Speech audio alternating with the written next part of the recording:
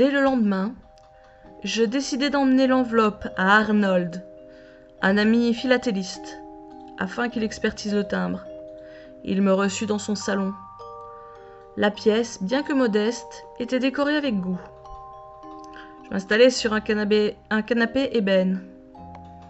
Arnold prit place en face de moi dans un fauteuil club assorti. Je posai l'enveloppe vide sur la table, de verre située entre mon interlocuteur et moi, et la poussai de l'index, afin de la lui rendre accessible. Il la saisit, et sa réaction fut immédiate. « C'est une blague ? Où as-tu eu ça ? C'est impossible qu'un tel objet soit en ta possession. Où l'as-tu acheté ? » Pourquoi ? Qu'a-t-elle de si extraordinaire, cette enveloppe ? Qu'est-ce qu'elle a de... Mais tu vois ce timbre violet ? Oui. Et il est authentique ? J'en suis absolument certain, ce tirage date de 1937. Il commémorait les 250 ans de la signature de la Constitution américaine. Oui. Et alors ? Et alors ? Ce timbre a 74 ans. Et il vient des États-Unis. En plus, le cachet est dans un état impeccable. Le timbre possède encore toutes ses dents. Serais-tu prête à me le vendre ? Non. Oh, bien sûr, c'est tout à fait normal, j'aurais dû m'en douter. De toute façon, je voulais te le donner. Je n'en ai aucune utilité et je n'ai aucune passion pour la philatélie. Merci beaucoup. Tu me fais vraiment un cadeau d'une valeur. Mais déjà mon esprit vagabondait ailleurs, à 1000 lieues du salon douillet et élégant de mon ami.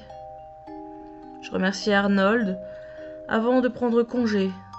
Donc ce timbre était bien authentique.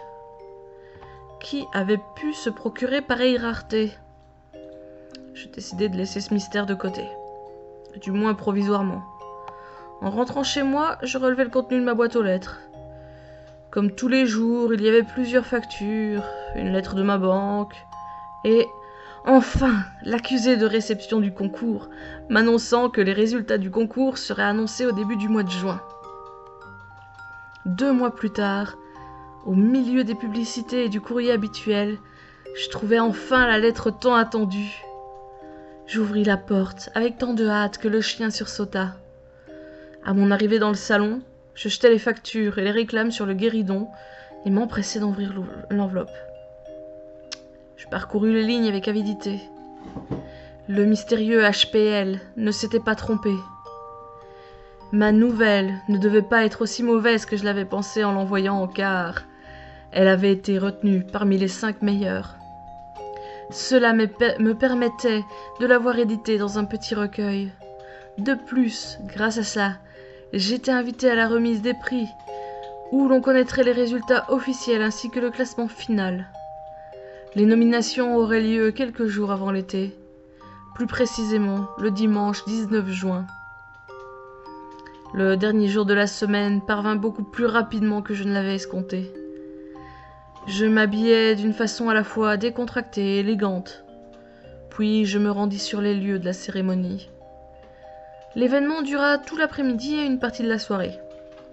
Il débuta par l'annonce et la lecture des 3 nouvelles gagnantes. Quelle ne fut pas ma joie d'apprendre que ma nouvelle avait reçu le 3e prix, m'octroyant ainsi une jolie somme d'argent et quelques bons romans fantastiques. La journée se poursuivit avec un cocktail, durant lequel les auteurs pouvaient parler entre eux de leurs nouvelles, de leurs lectures, etc. C'est là que je rencontrai Henri, un jeune éditeur d'une 30aine d'années, légèrement basané, avec de longs cheveux au burn. Mon regard tomba sur ses mains, et je remarquai une magnifique chevalière sertie d'un rubis et de 2 topazes. Il me demanda si j'avais écrit d'autres nouvelles. Je lui répondis que c'était effectivement le cas, que j'en avais 2 ou 3 autres. Il précisa qu'il avait beaucoup apprécié celle que je venais de rédiger, sur un monde englouti, où s'éveille une menace sans nom, et ajouta qu'il espérait que je réussirais à en rédiger d'autres rapidement. Si je me fiais à ses propos, Il paraissait d'ailleurs ne pas douter de mes futurs écrits, qu'ils seraient d'une qualité équivalente à celle qu'il avait aimée. Encore grisé par cette alléchante proposition, je m'installai derrière mon écran dès mon retour à la maison. Mais rien ne vint. L'angoisse de la page blanche m'assaillit. Et si je n'y parvenais pas? La meilleure et peut-être l'unique opportunité de ma vie allait m'échapper. Je ne pouvais pas envisager cette possibilité. Je décidai de laisser mon activité en suspens et me diriger d'un pas las vers mon lit. Je m'écroulais et sombrais dans un profond sommeil sans rêve. Je m'éveillai le lendemain avec une effroyable migraine et un indescriptible sentiment d'engourdissement. Une vague impression d'angoisse me submergea sans que j'en connusse la raison. Presque comme si je devais redouter quelque chose d'effroyable. La nuit avait parfois des effets troublants sur les êtres. Oui, cela serait un bon début. Peut-être que finalement, l'inspiration ne m'avait pas abandonné, comme je l'avais cru quelques heures auparavant. Transporté par l'enthousiasme, je décidai de prendre une année sabbatique afin de me consacrer entièrement à ma passion. Pas seulement pour écrire, mais également pour me documenter sur divers sujets tels que la mythologie, la théologie, l'ésotérisme, les cultures ancestrales. Cela me paraissait également un bon point de départ. De plus, je créerais pendant les heures sombres de la nuit, afin de profiter de son étrange influence. Je fus à peine étonné lorsque, quelques jours plus tard, je trouvai de nouveau une enveloppe septuagénaire au milieu de mon courrier. Je regardai le calendrier, afin de voir s'il existait un lien entre ces lettres et une éventuelle période de l'année. Apparemment, ça ne dépendait pas des lunes. Je remarquai alors que nous étions le 21 juin, le solstice d'été, la période où la durée du jour atteint son paroxysme. C'était peut-être un hasard, mais ça m'amenait à croire que le farceur qui m'envoyait ces lettres possédait une puissante culture, car d'après mes connaissances en ésotérisme, et d'après ce que je savais des anciens mythes, les solstices, les équinoxes et les jours de sabbat n'étaient pas des jours ordinaires. En effet, ces journées en particulier sont chargées de magie obscure. À ce moment, la frontière entre notre monde et celui des ténèbres s'amenuise, nous laissant à la merci des créatures les plus ignobles.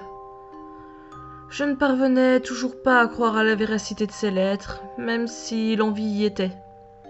Ce lien avec le passé, ce lien avec cet être à la fois inconnu et si proche par ses pensées, par sa façon de me soutenir.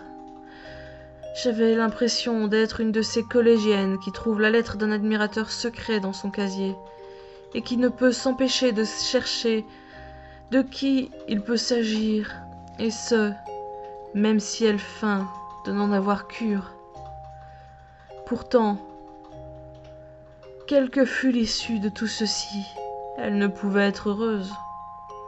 Si ces lettres étaient factices, j'en voudrais à leur auteur, pour un temps plus ou moins long, fonction de la durée de la farce. Mais si elles s'avéraient authentiques, jamais je ne rencontrerais leur auteur. Et ce, encore moins, s'il était bel et bien l'homme auquel je pensais, cet auteur décédé il y a plus de 70 ans. Et pas seulement un homme qui aurait vécu à Providence en 1937. Jamais je ne pourrais lui parler.